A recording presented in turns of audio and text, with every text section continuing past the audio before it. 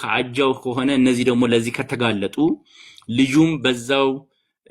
ልጁም ለዛው ለዚህ ምጥን በሚበላበት ጊዜ ለአፍላቶክሲን ቢዋን ይጋለጥና ከህፃንነቱ ጀምሮ ለጉበት በሽታ እየተጋለጠ ይሄዳል። ከዛ በመጨረሻ ግን ለህፃናቶች በጣም አስቸጋሪ የሚሆነው እነዚህ አፍላቶክሲን ቢዋን ልጁ ምግብን ቢበላ ወደ ሰውነቱ እንዳይገባ ይከላከላል ይህ አፍላቶክሲን።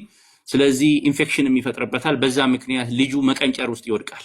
ስለዚህ ሌላው ችግራችን ደግሞ እንደዚህ አይነት መርዛማ አፍላቶክሲን ያለባቸውን ነገሮች ስንበላ መቀንጨር ይከሰትብናልና እንደዚህ አይነት አፍላቶክሲን ማይኮቶክሲን ያለባቸውን እህሎች በመብላት በጤናችን ላይ ጉዳት ያደርሳል። ካንሰር፣ የእድገት መገታት፣ ሰውነት የተመጣጠነ ምግብ አለማግኘት፣ በቂ አይረን ወይም ካልሲየም ወደ ሰውነታችን እንዳይገባ እና ከሰውነታችን እንዲወጣ ያደርጋልና መቀንጨር ይከሰትብናል።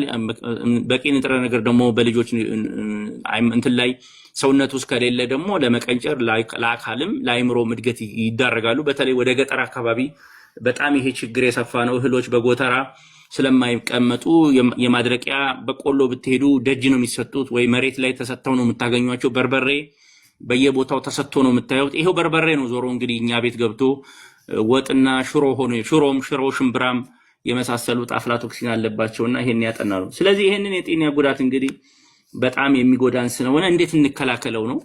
ስለዚህ ይሄንን አፍላቶክሲን ለመከላከል እንግዲህ ማድረግ ያለብን መጀመሪያውኑ ከግብርናው ጀምሮ መታገል ነው። ስለዚህ እኔ እንግዲህ በዚሁ መልእክት ንገሩልኝ። አገራችን ከምትሰራቸው የኢኮኖሚ ስራዎች በጠቅላላ ሁሉን ስራ አቆመን ወደ ግብርና መግባት አለብን። ምግባችን ላይ መስራት አለብን። እኔ ሌላው ነገር ስራ መቆም አለበት ብዬ ነው ማስበው።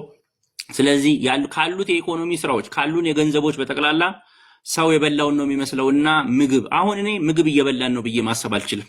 ኦነስትሊ ይሄ ምግብ እኔ በመጀመሪያ ምግቡ ደህንነቱ ያልተጠበቀ ከሆነ ምግብ ነው ብለን መቁጠር አይቻልም። በዓለም አቀፍ የምግብ ፋኦ መሰረት አንድ ምግብ ሊባል የሚችለው ደህንነቱ የተጠበቀ ስለሆነ፣ እኛ ግን አሁን እየበላን ያለነው ምግብ ሳይሆን ደህንነቱ ያልተጠበቀ ለብዙ አመሰግናለሁ። ኤቨሪባዲ ኒድስ እንግዲህ እናንተ ስሙኝ፣ ሁሉም የምትሉት እናንተ ናችሁና ይሄንን በየቦታው ሳልነግር